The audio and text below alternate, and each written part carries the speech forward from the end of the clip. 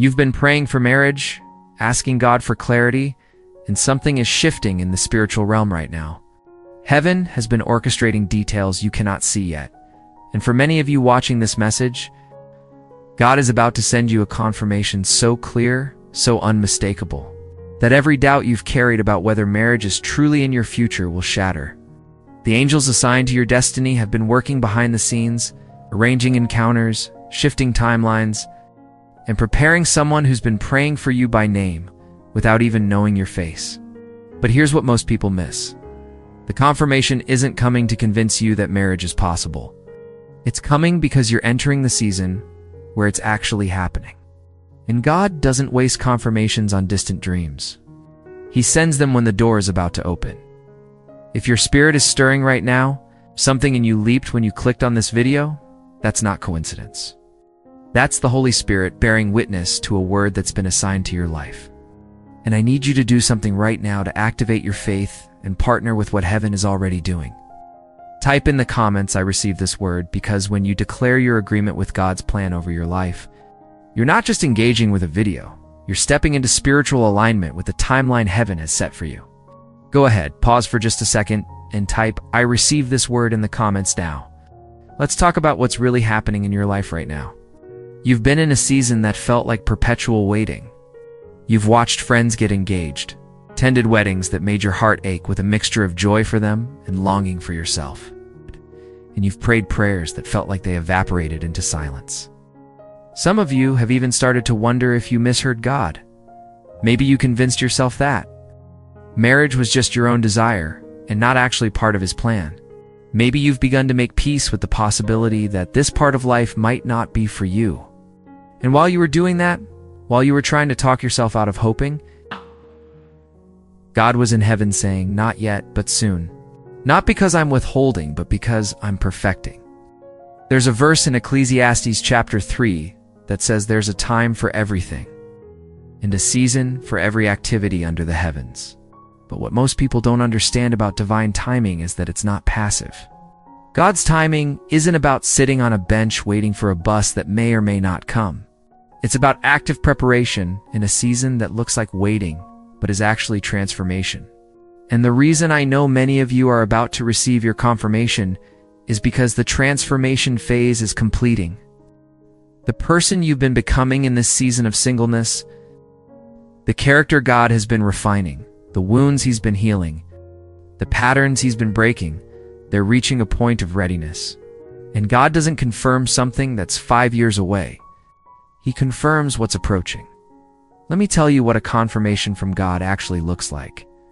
Because I think many people are expecting something mystical and missing the practical ways heaven speaks.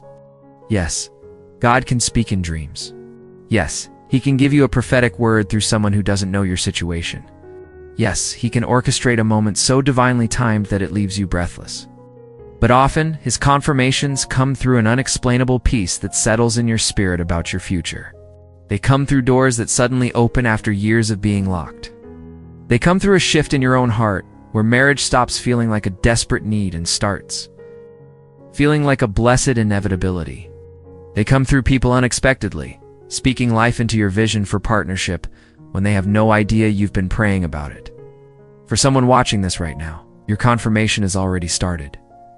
In the last few weeks or months, you've noticed something different. Maybe it's a suddenly increased awareness of godly marriages around you, not in a way that makes you jealous, but in a way that makes you observe and learn. Maybe it's conversations that keep circling back to commitment, partnership, or family, even when you're not the one bringing it up. Maybe it's a surprising readiness in your own heart, like something that was locked is now open, something that was resistant is now receptive. These aren't random. These are confirmations that the season is turning in the book of Genesis. We see the story of Isaac and Rebekah, and there's a detail most people rush past. Abraham's servant was sent to find a wife for Isaac, and he prayed a very specific prayer. He asked God for a sign, a clear confirmation that the right woman would offer water, not just to him, but to his camels. And when Rebekah showed up and did exactly that, the servant didn't second-guess it. He didn't ask for 3 more signs to be sure. He recognized the confirmation and moved forward. But here's what's crucial. Rebecca didn't know she was being chosen in that moment. She was just being herself, living in her character, serving with a generous heart. She wasn't performing or pretending. The confirmation wasn't about her trying to be something she wasn't. It was about her being exactly who God had been shaping her to be. And the right person recognizing it, that's how it's going to be for you. The person God is sending won't need you to audition for the role of wife or husband. They're going to recognize you because God has been preparing them to see you. And you're going to recognize them not because they're perfect, but because there will be a witness in your spirit that this is the one heaven has assigned. The confirmation won't feel forced. It won't require you to talk yourself into it or ignore red flags. It's going to feel like peace, like alignment, like coming home. But let me address something that might be stirring in your spirit right now. Some of you are thinking, I've heard this before. I've hoped before. I've believed I saw signs before, and I was wrong. And that's real. That's painful. You've misread seasons before. You've invested emotion into situations that didn't go anywhere. You've wondered if you can trust your own discernment after being disappointed. Here's what I want you to understand. Those experiences weren't wasted. They were part of your preparation. They taught you what a counterfeit looks like, so you'll recognize the real thing. They taught you to guard your heart while still keeping it open. They taught you that attraction isn't enough, chemistry isn't enough, shared interests aren't enough. You need alignment, spiritual compatibility, and someone who's pursuing God's plan, not just their own preferences.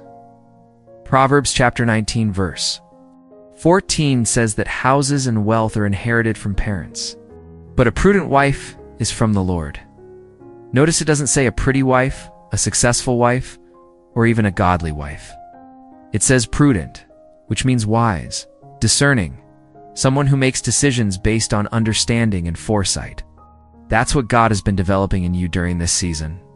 Not just character for the sake of character, but practical wisdom that's going to protect your marriage before it even begins. You're learning how to steward a covenant, not just enjoy a connection. And if you're still watching, if you haven't clicked away, that tells me something about your spirit. You're hungry for truth, not just entertainment. You're ready to receive instruction, not just inspiration. So let me give you something practical. If marriage is truly coming for you, and God is sending confirmation, there are specific things happening in your life right now, whether you realize it or not. First, you're experiencing an increased conviction about purity, boundaries, and how you carry yourself. You're not willing to settle anymore. You're not entertaining situations that compromise your standards. You're not giving your energy to people who aren't moving in your direction. This isn't bitterness or being closed off. This is spiritual maturity, recognizing that not everyone deserves access to the version of you that God is preparing for your spouse. Second, you're noticing that your prayers about marriage have shifted. You used to pray, God, send me someone. Now you're praying, God, make me ready for what you're sending. You're asking for character instead of just a companion. You're asking for healing instead of just a relationship. You're asking to become the kind of partner you'd want to marry. That shift in prayer is one of the clearest signs that you're moving from the waiting season into the preparation season. And preparation always precedes manifestation. Third, there's a new level of peace about your present. You're not desperate anymore.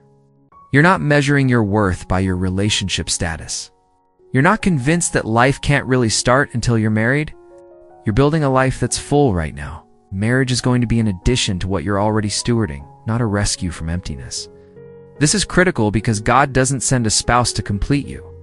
He sends a spouse to complement the whole person you've already become. Now, if you're finding value in this message, do me a favor. Press that like button, hit subscribe, and make sure you turn on notifications because the enemy doesn't want you receiving these prophetic words that are meant to build your faith and prepare you for what's coming. Don't let a video that could change your perspective on your season get lost in the algorithm. Share it, save it, come back to it when doubt tries to creep in. Let's talk about the nature of God's confirmations because this is where people get confused. They think a confirmation is supposed to remove all mystery, answer every question, make the path completely clear before they take a single step. But that's not how God operates. His confirmations give you enough light for the next step, not the whole journey. In Psalm 119, verse 105, it says, "Your word is a lamp for my feet, a light on my path." A lamp doesn't